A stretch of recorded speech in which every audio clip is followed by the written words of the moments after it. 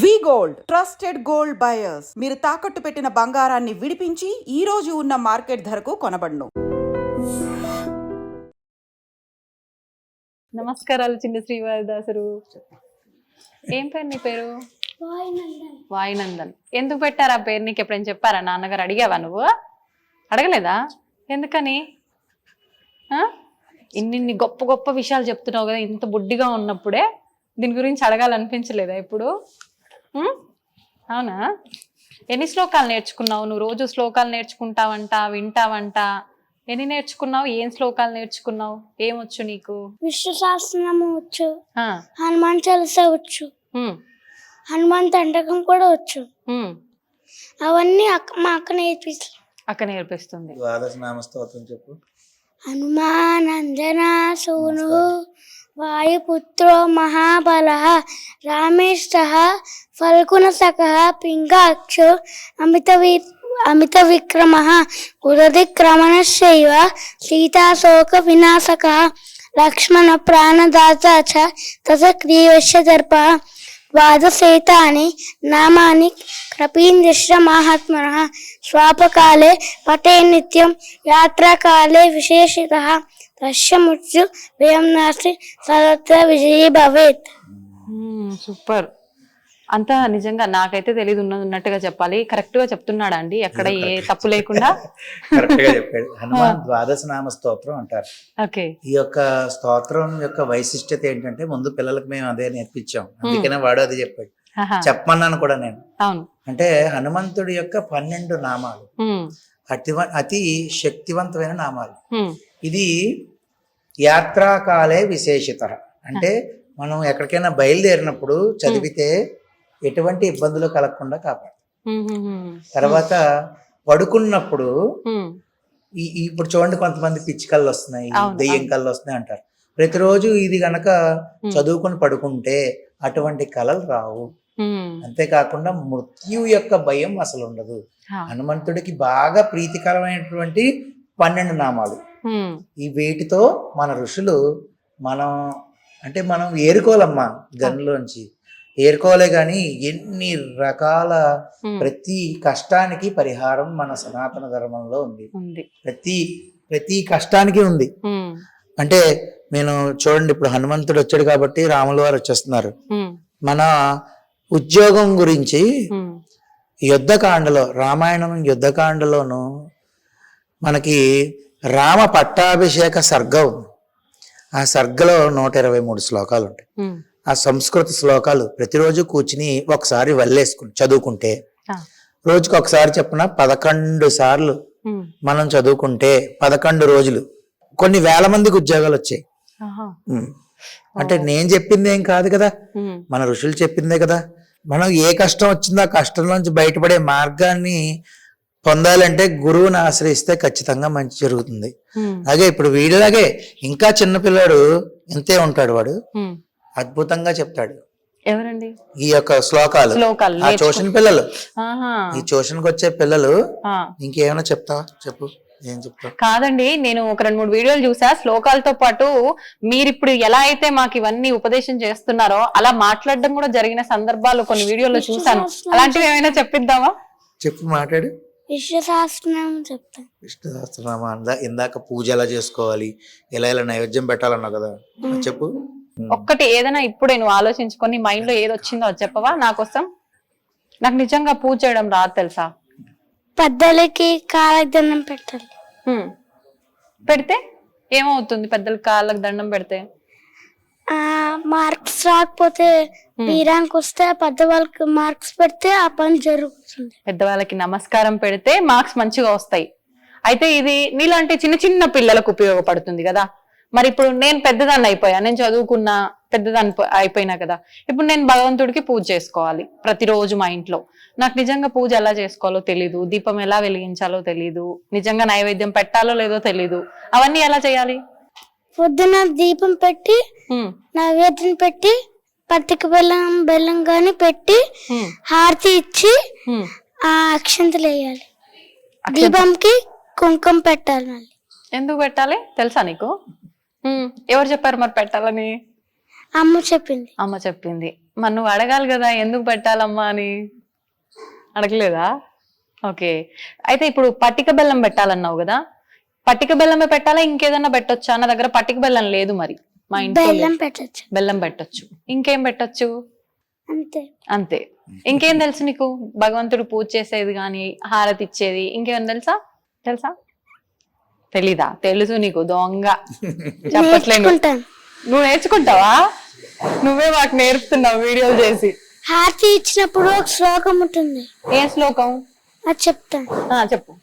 శుక్లాంబరధరం విష్ణుం శశివర్ణం చతుర్భుజం ప్రసన్నవదనం ధ్యాయే సర్వ విఘ్నోపశాంతయే వ్యాసం వశిష్ఠ నప్తారం శక్తే పౌత్రమకల్మషం పరాక్షరాత్మజం వందే సుఖతాతం తపోనిధిం వ్యాసాయ విష్ణురూపాయ వ్యాసరూపాయ విష్ణవే నమో వైబ్రహ్మనిధయే వాసిష్ఠాయ నమో నమః అవికారాయ శుద్ధాయ నిత్యాయ పరమాత్మనే సదైక రూపాయ విష్ణవే విష్ణవే యస్మరణ మాత్రేణ జన్మ సంసార బంధనాత్ విముచ్యతే నమస్తస్మై విష్ణవే విష్ణవే ఓం నమో విష్ణవే విష్ణవే శ్రీ వైశంపాయన ఉవాచ శ్రుత్వా ధర్మానుశేషేణ పావనాని చ సర్వశః యుధిష్ఠిర శాంతనవం పునరేవాభ్యభాషత యుధిష్ఠిర ఉవాచ కిమేకం దైవతం లోకే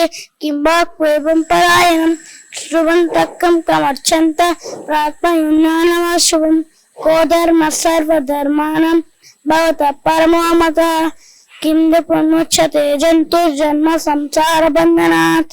శ్రీ భీష్మ ఉవాచ జగత్ప్రభుం దేవదేవమనంతం పురుషోత్తమం సువర్ణామ సహస్రేణ పురుషశతతోతిః ప్రమేవ చాచ నిత్యం భక్త్యా పురుషమవ్యయం ధ్యాయన్ శ్రువన్నమస్యం యజమానిష్టమేవ చ. అక్కడ వరకు నేర్పించింది. తమ్ముడికి నువ్వు అన్ని దగ్గరుండి నేర్పిస్తున్నావు, మిగతా పిల్లలతో పాటు ఇప్పుడు నాన్నగారు చెప్పడం జరిగింది.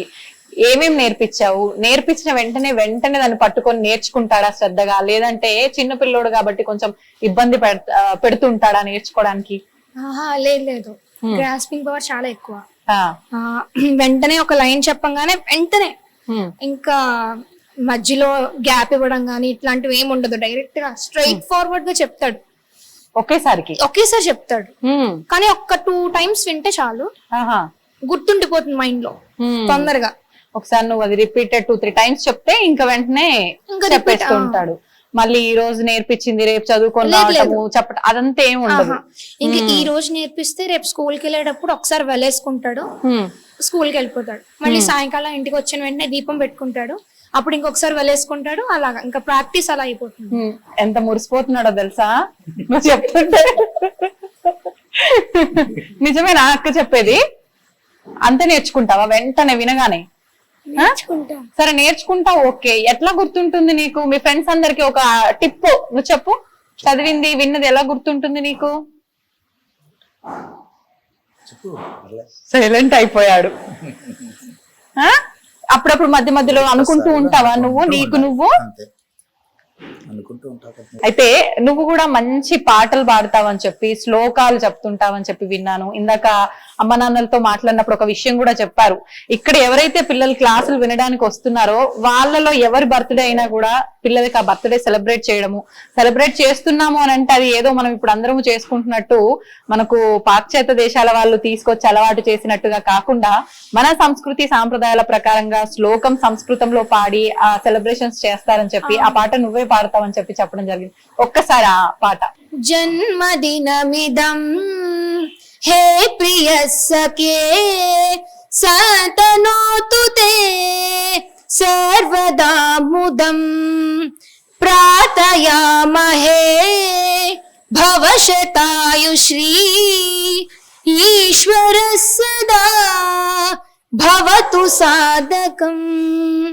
జన్మదినమిదం హే ప్రియ సఖే సతనోతు తే సర్వదా ముదం.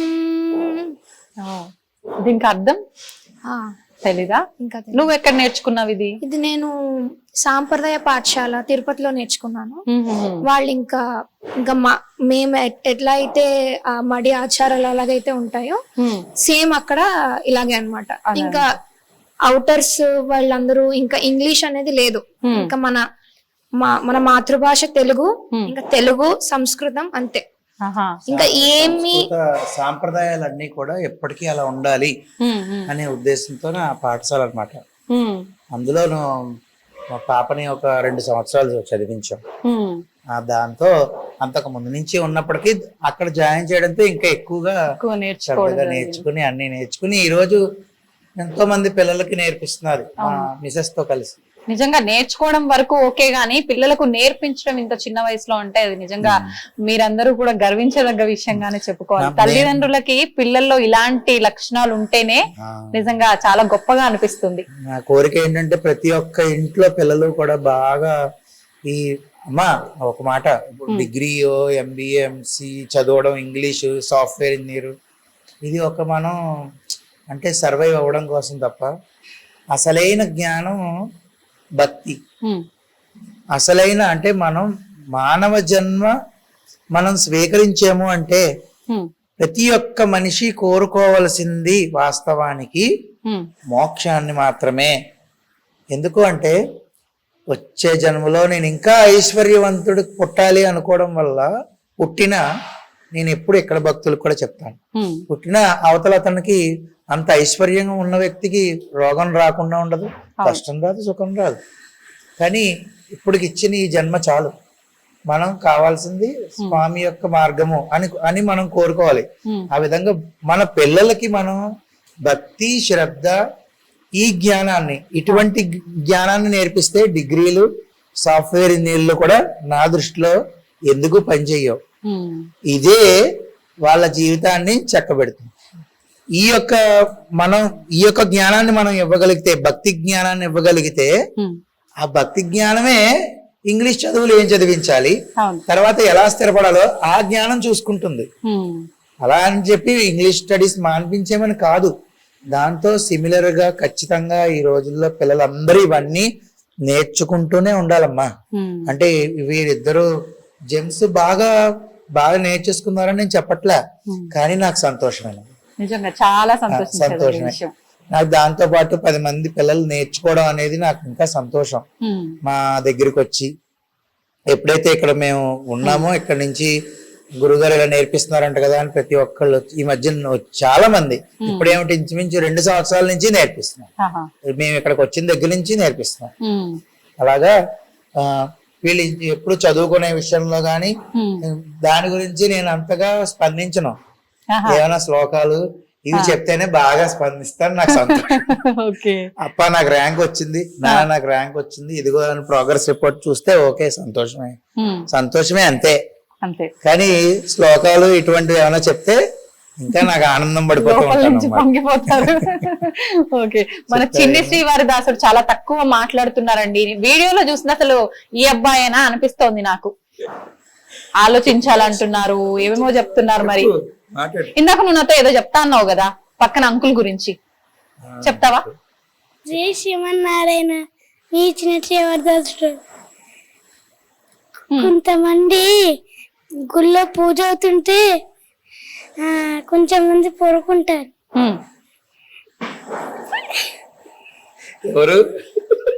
ఎవరో ఒకరు పడుకుంటారు. ఇప్పుడు ఎవరు పడుకున్నారు? చెప్పు. ఇప్పుడు ఒక అంకుల్ పడుకున్నారు. రమేష్ అంకుల్ పేరు రమేష్ అంకుల్ పడుకున్నారు. అలా పడుకోవడం తప్ప గుళ్ళో?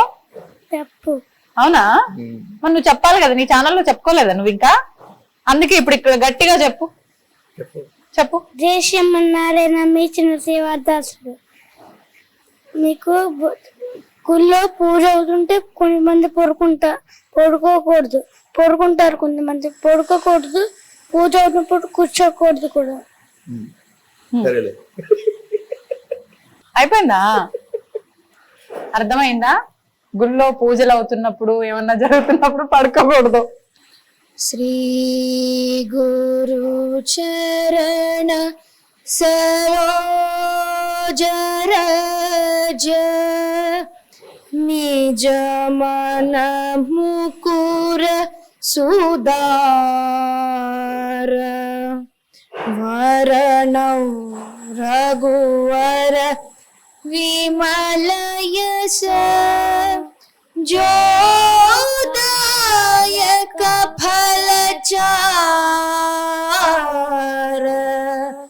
बल बुद्धि विद्या देहु मोहि हरहु कलेश विकार जय हनुमान ध्यान गुण सागर जय कपीसतिहु लोक उजागर रामदूत अतुलित बल धामा अंजनी पुत्र पवन सुत नामा महावीर विक्रम बजरंगी कुमति निवार सुमति के संगी कंचन वरण विराज सुवेश कानन कुंडल कुंचित केश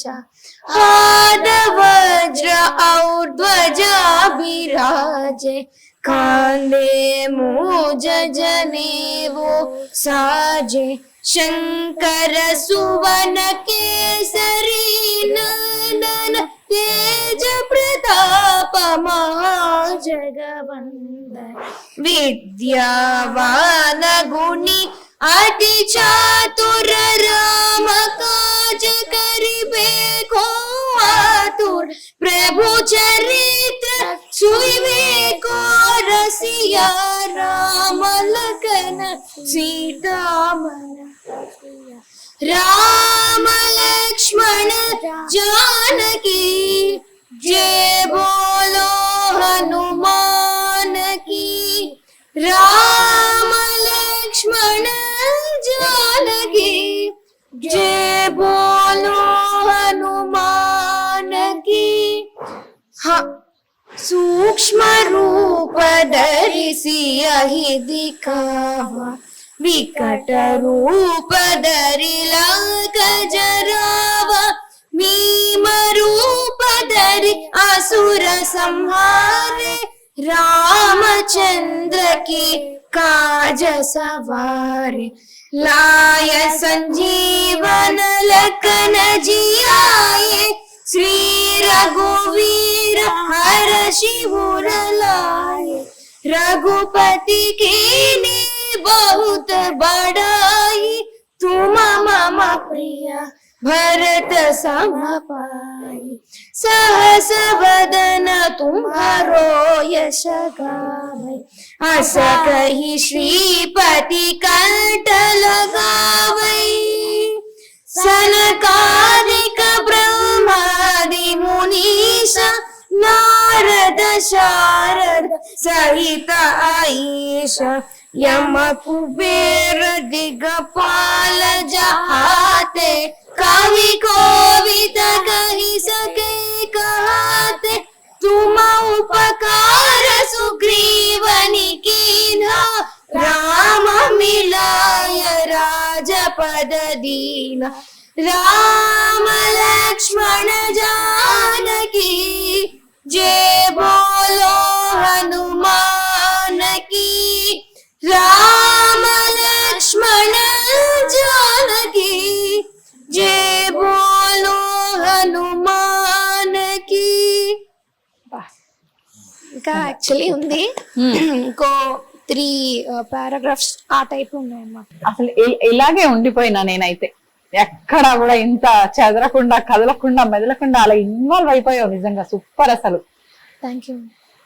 నీతో పాటు శృతి కలుపుతున్నాడు, సింగిల్ గా అడిగితే మాత్రం ఏమీ చెయ్యట్లేదు.